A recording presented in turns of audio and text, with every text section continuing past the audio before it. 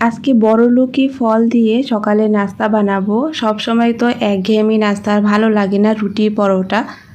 তো আজকে চিন্তা করলাম ফল দিয়ে কেননা আজকে রুটি বানাই, আর এই ফলটা আমার ছেলে পছন্দ করে না, তো ওরও খাওয়া হবে। রুটি বানালে তো সবাই আমরা খাবো, সেজন্য তো চিন্তা করলাম যে আজকে বড়লোকি ফল দিয়ে রুটি বানাই। আসসালামু আলাইকুম, কেমন আছো তোমরা সবাই? আলহামদুলিল্লাহ, আমরা সবাই ভালো আছি।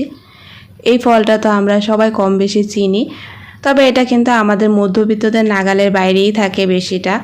তো যাই হোক, আমার ঘরে আজকে 3টা ড্রাগন ফল নিয়ে আসা হয়েছিল। তো এর মধ্যে তো 2টা খাওয়া হয়েছে, আর একটা দিয়ে আমি ভাবলাম যে রুটি বানাই। তো ফার্স্টে তো আমি ফলটা কেটে নিয়েছি, এখন আমি একটা ব্লেন্ডার জারে নিয়ে এটা ব্লেন্ড করে নিব। ব্লেন্ড করতে তো খুব বেশি একটা সময় লাগবে না, মাত্র কয়েক সেকেন্ডের ব্যাপার। এত দ্রুতই এটা ব্লেন্ড হয়ে যায়, যেহেতু এটা খুবই নরম একটা ফল, আর এই ফলটা কিন্তু খেতে আমার খুব ভালো লাগে, আমার মেয়েও অনেক পছন্দ করে। আর এখন একটা ছাঁকনি দিয়ে এটাকে ছেঁকে নেব, কারণ এটার মধ্যে তো দানা দানা থাকে, সেটা যদি ছেঁকে নেই তাহলে রুটি বানালেও ভালো লাগবে। তো এই তো পিউরিটা কিন্তু অনেক সুন্দর হয়েছে।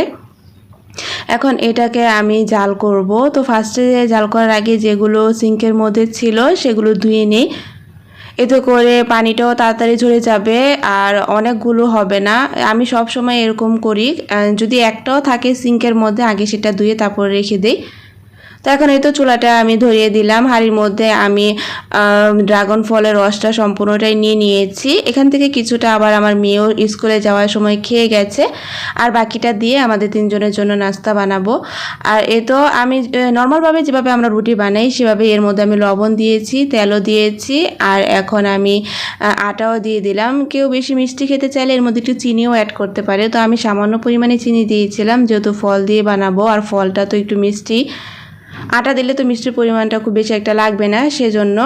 তো নর্মালভাবে আমরা যেভাবে রুটি বানাই সেভাবে করে ময়ানটা করে নিয়েছি। এখন আমি ভালো করে একটু মুথে নিলাম, আর এটা গরম অবস্থায় এভাবে ভালো করে ময়ান করে নিলে রুটিগুলো অনেক সফট থাকবে, খেতেও ভালো লাগবে।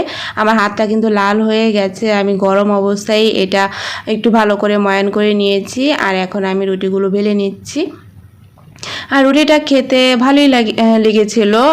তো প্রতিদিনের ভালো লাগার মতো আসলে না, সত্যি কথা বলবো।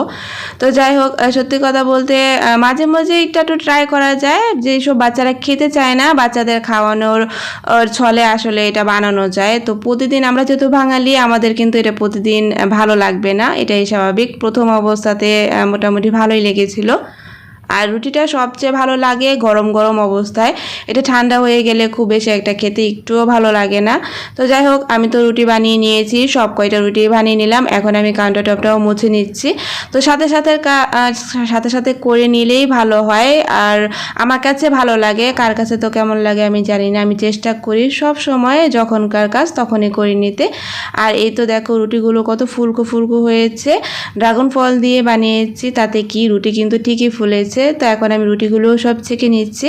আর এখনও যেহেতু বাপ বেটা ঘুমাচ্ছে, তো আমি সকাল সকাল আলু ভাজি দিয়ে নাস্তাটা করে নিলাম। আলু ভাজিটা ছিল ঝাল ঝাল আর রুটিটা ছিল মিষ্টি মিষ্টি। তো সব কিছু মিলিয়ে কিন্তু রুটিটা আমার কাছে ভালোই লেগেছে। তো গরম গরম অবস্থায় খেয়েছি, তো সেজন্য এটা ভালো লেগেছে। তো মাঝে মাঝে এরকম কিন্তু ট্রাই করাই যায়। তো তোমরা সবাই ভালো থেকো, আজকে পর্যন্তই, আল্লাহ হাফেজ।